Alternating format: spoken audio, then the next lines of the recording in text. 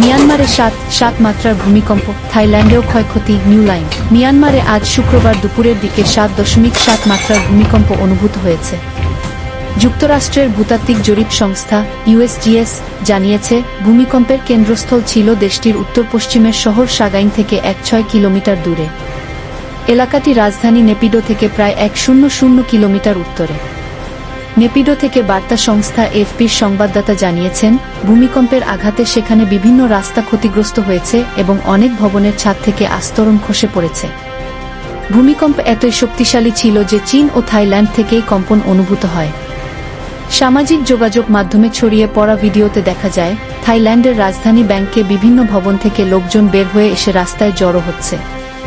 একটি ভবনের ছাদের সুইমিং পুল থেকে পানি বাইরে নিচের দিকে ছিটকে পড়তে দেখা গেছে।